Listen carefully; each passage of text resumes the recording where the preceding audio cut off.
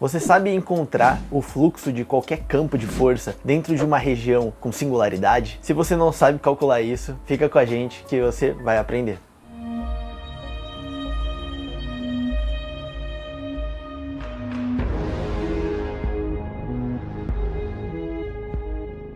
Bem-vindos ao Dois Físicos e um Vetor. Eu sou um físico. E eu sou o outro. E esse é o Vetor.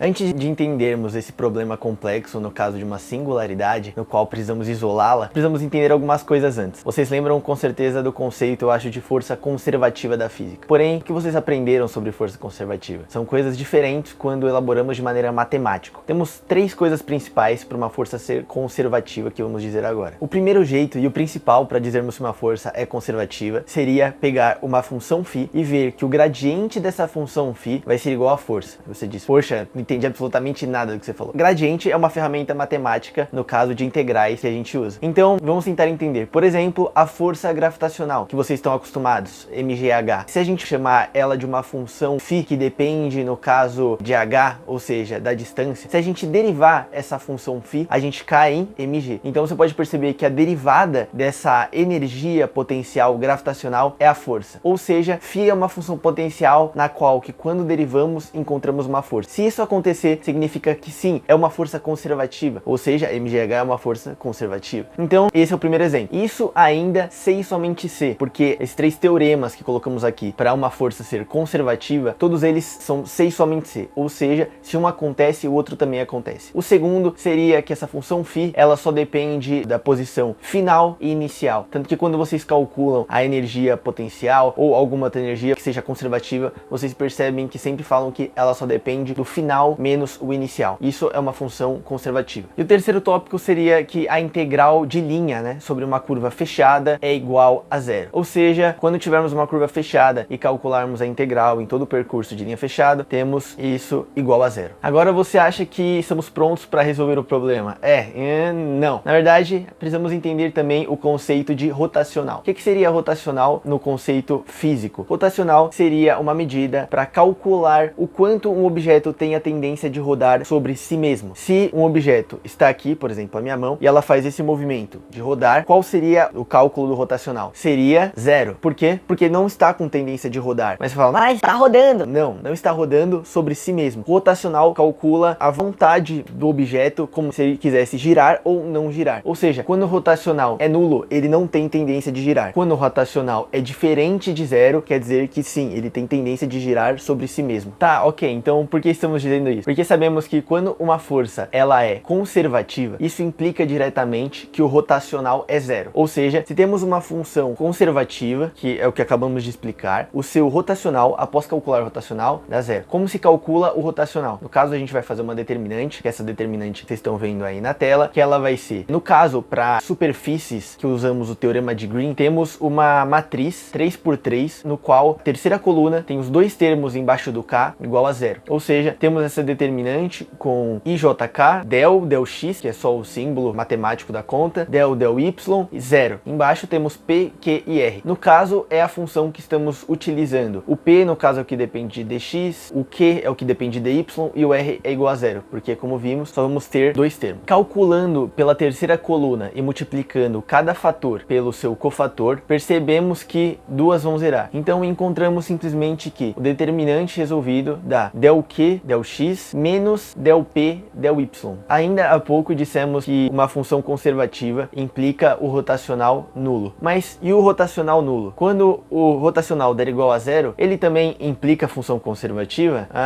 Parece que sim, Mas não, isso não acontece. Porque temos que olhar o domínio e olhar a singularidade. Se a função for completamente conexa, no caso, ela não tiver problema ou restrições no domínio, sim, o rotacional nulo vai implicar a função ser conservativa. Mas vamos explicar agora o que seria o domínio estar perfeito e ser simplesmente conecta. Vocês vão entender agora, porque a gente vai resolver um exemplo e vamos tentar entender como calcular o fluxo num lugar onde temos uma singularidade. Deixando um pouco de maneira mais concisa, os teoremas mais importantes que a gente poderia usar nesse momento é o teorema de Green, que serve para calcular, no caso, numa integral de linha, que significa, o trabalho é dado por uma força conservativa. Nesse caso, a gente vai usar esse teorema, que é o teorema de Green. Isso seria para duas dimensões. Para três dimensões, a gente tem o teorema Teorema de Stokes, que não muda nada de um para o outro, apenas que é uma dimensão a mais, então claro, tem que fazer só alguns ajustes, e o outro no caso que seria o Teorema de Gauss, mas seria para calcular fluxos, e nesse caso a gente não vai usar nesse momento, porque tem tudo a ver com a integral tripla do divergente, então a gente não vai explicar para isso vocês agora, fica para outro vídeo. Então primeiro a gente vai fazer um exemplo agora mais simples, entre aspas, que seria calcular a integral de linha, no caso num trabalho, numa posição que tenha singularidade, ou seja, que não exista um campo de forças. Então vamos ver, dar um exemplo agora, vamos lá, finalmente. Como vocês podem ver agora na tela, a gente tem uma integral aqui de linha de x dx mais y dy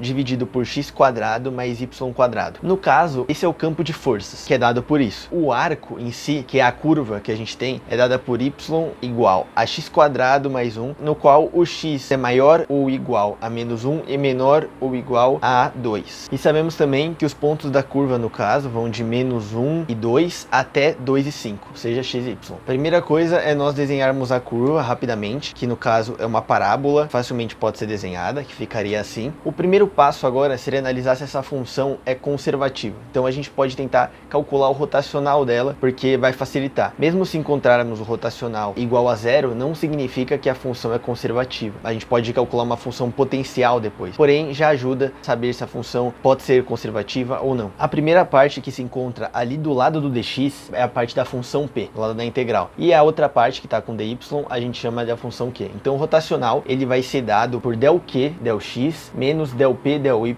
na direção k. Derivando del q, del x, a gente deriva o q, aquela função q em relação a x, a gente encontra menos y vezes 2x, dividido por x quadrado mais y quadrado, tudo ao quadrado. A mesma coisa para del p, del y, menos x vezes 2y, dividido por x ao quadrado mais y quadrado. Desse modo a gente vê que eles vão se cancelar, então o rotacional vai dar zero. Lembrando que o rotacional zero não implica que a função é conservativa, apenas se o domínio fosse conexo. Porém, vocês podem ver que a função ela tem um x quadrado mais y quadrado no denominador. O que significa isso? Na parte de baixo do domínio, a gente não pode zerar ele. Ou seja, se x for igual a zero e y for igual a zero, a gente não tem essa parte do domínio, porque a gente não pode zerar a equação embaixo. Ou seja, o domínio não é simplesmente conexo, então isso não implica que a função é conservativa. Nesse caso, ainda não sabemos se é conservativa ou não, mas trivialmente conseguimos encontrar uma função potencial, pois no caso vocês podem ver que x dx mais y dy dividido por x quadrado mais y quadrado é a mesma coisa que um ln de x quadrado mais y quadrado, tudo isso fora, né, multiplicado por meio. Então, desse modo, encontramos que sim, existe uma função potencial, então é um campo conservativo. Ou seja, nós achamos a função potencial φ. Φ de xy